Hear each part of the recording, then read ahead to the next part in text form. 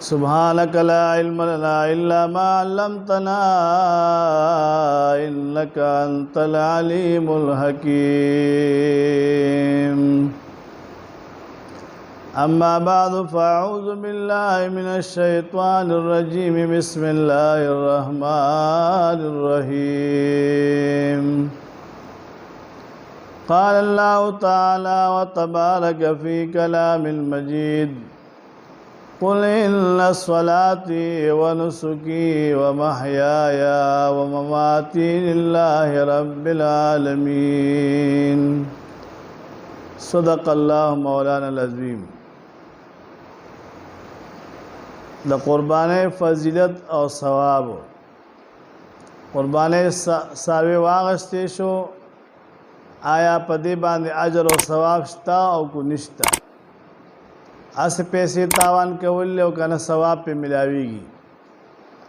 उम्मुल मुमिनीन हज़रत आयशा सिद्दीक़ा रज़ियल्लाहु तआला अन्हा फरमाई दी कि रसूलुल्लाह मुबारक ओ फरमाए कि द हज़रत आदम अलैहिस्सलातु वस्सलाम दौलत दपा द क़ुरबाने पौरस दा से बल अमन अल्लाह तबारक व तआला त महबूब न दे लकविन तुयवल विन बहेदल। यानी विन तुयवल च दा पज़मक बांधे विन तुयशी दा अफजल और बेहतर दी। नियत पर सिर्फ द क़ुरबाने के च क़ुरबानी शी च जमा गाल अखलास शी आज़ाद शी। दाविन तुयवल पज़मक बांधे द क़ुरबाने द सारवी दा अफजल दे बेहतर दी पद गौरज। क़ुरबानी केवल द क़यामत पौरत बहाग द क़ुरबाने ज़बह शव जनावर द खपल करुनो अविख्तो और द नुकुनु सरा राशि द कोहाग द क़ुरबाने विन पज़मक द प्रेवतून मख के बा अल्लाह तबारक व तआला पर दरबार की कबूल शी। और पौरस द क़यामत बदगा दस जनावर करुना नुकुना विख्तान दा टुल बरा जम कीगी और दग इंसान पतल द मीज़ान की बाचो लिखीगी तर द मीज़ान बे बरबाने द्रन कीगी। फवजद दी द क़ुरबानी द खुदे द रज़ा द पारा करेदा। हज़रत इब्न अरक़म रज़ियल्लाहु तआला अन्हु फरमाई दी कि रसूलुल्लाह मुबारक सहाबा किराम होता अर्ज़ कुछ या रसूलुल्लाह सल्लल्लाहु अलैहि वसल्लम। सहाबा किराम अर्ज़ को ए अल्लाह महबूब पैगम्बरा दा क़ुरबानी से शेरे हावी मुबारक ओ फरमाए दास्तास द प्ला द हज़रत इब्राहीम अलैहिस्सलातु वस्सलाम सुन्नत दी। सहाबा किराम अर्ज़ को या रसूलुल्लाह सल्लल्लाहु अलैहि वसल्लम मूल पदी क़ुरबाने के अजर और सवाब शतरे। हुज़ूर पाक सल्लल्लाहु अलैहि वसल्लम ओ फरमाए च द क़ुरबाने द जनावर द हर वक्त पर बदल की वनी की दा और बल्कि राजी बल रिवायत की चिपया वक्त बांधे लसने के मिलावी नो द जनावर पयो वक्त बांधे यवनी की दा उससे बुराक सुकरावली द क़ुरबाने सारवेरा बाग सुम्र वक्तवी और टूल तबदागे अजर और सवाब मिलावेगी। हाँ दया वक्त पर बदल की वनी की मिलावेगी। ब्या हुज़ूर पाक सल्लल्लाहु अलैहि वसल्लम सुहाबो तपोस गए अल्लाह महबूब पैगम्बरा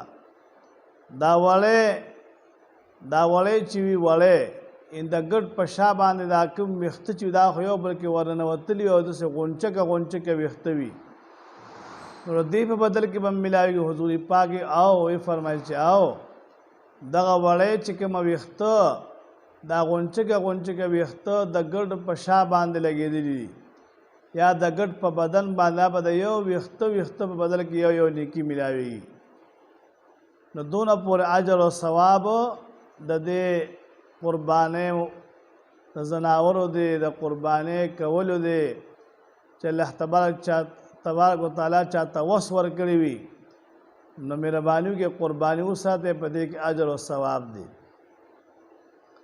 हज़रत अली रज़ी अल्लाह तआला अन्हु मुबारक न रिवायत दे, अली शेर खुदा से न रिवायत दे कि रसूलुल्लाह बालक हज़रत फ़ातिमत ज़हरा रज़ियल्लाहु ताला अन्हा ता ओ फरमाए कि ए फ़ातिमे रज़ियल्लाहु ताला अन्हा लुरे मुबारके द मुहम्मद सल्लल्लाहु अलैहि वसल्लम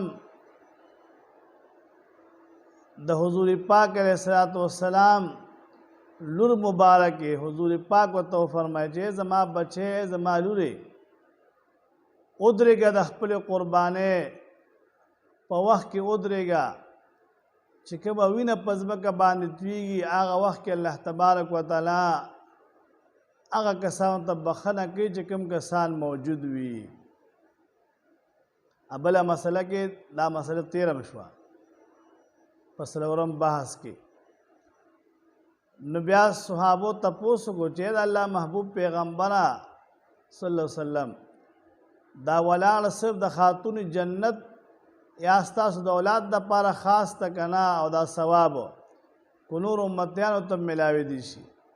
حضور پاک علیہ السلام او فرمایل او دا زما د اولاد د پاره خاص ده او د امت د پاره عام ده، یعنی اولاد ته په دې ثواب ملاويږي او امت ته په دې باندې اجر او ثواب ملاويږي.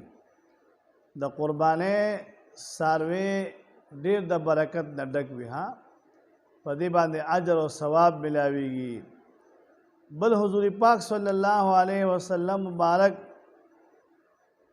د حضرت انس رضی الله عنه نه روایت دی چې رسول الله بار او فرمایي چې کله مسلمانان په قیامت کې د قبرونو پورته شي الله تبارک وتعالى فرښتو ته حکم وکړي چې د مسلمانانو د پاره سورلې راولې، ځکه چې دوی په دنیا کې هم په سورلو باندې ګرځېدل. کله چې دوی د پلارانو د شا په پټونو کې صلب کې چې کوم دی موجودو د پلارانو د شاګانو نو دوی نو دا یې سورلې وې، او بیا چې کله د میاندو په ګېډو کې شو نو میاندې یې سورلې وې، او چې کله دنیا ته را پیدا شو د مور غېږ یې سورلې وې، مور به ګرځول. او چې کله غټ شو په دنیا کې نو دوی به په اسونو باندې او کچرو باندې او په دې باندې به سفرونه کول او په کشتو کې به ګرځېدل. نو دوی د پاره سورلې پکار دي. نو کوم براقونه او قربانۍ چې دوی په دنیا کې نیولې وي نه به راوستي شي، به ورته قبر په خوا کې ودرېږي او دوی به د قبر نه پورته کېږي، په هغې به کښېني، د حشر میدان ته به په هغې باندې روان وي. نو دا هغه چا د پاره چا قرباني نیولې وي. نو دا کم کسان چې نیکان دي او صلوحان دي او بزرگان دي او قرباني د وسنی دوی د پاره څه شي دي.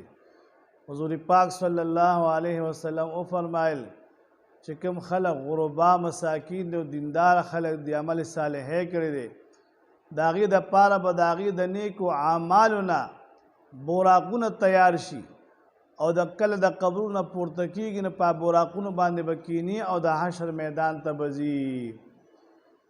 نو نیک اعمال هم پکار دي. ها قرباني واجب ده هغه چا باندې چې خپله ذمه خلاصوي، او نیک اعمال داسې اعمال دي چې هغه د مرګ نه پس هم پکار راځي، ستا په قبر کې هم پکار راځي، د حشر په هغه سخت ورځ هم پکار راځي. نو کوشش به دا کو چې ځان دینداره کو او نورو خلکو ته دا تلقین ورکو چې هغې ته هم د دین لاره وښایو، د نیکو اعمالو لار ورته وښایو چې هغوی نیک عمله شي او دینداره شي. چې یو سړی یو مسله یاده کړي او هغه زده کړي په هغې باندې عمل وکړي نو ګوره چا چې بیان کړی د هغه ته هم ثواب ملاویږي، چا چې خوره کړې ده او چا رسولې ده هغه ته هم ثواب ملاویږي، او څوک چې پې عمل کړي هغه ته هم اجر او ثواب ملاویږي. الله تبارک وتعالی دې موږ ټول دینداره کړي او د قربانۍ دا څاروي چې چا راوستي دي او چا قرباني نیولې الله کریم دې په خپل دربار قبول او منظور وګرځوي. اللهم صل علی محمد وعلى آل محمد كما صليت على إبراهيم وعلى آل إبراهيم إنك حميد مجيد.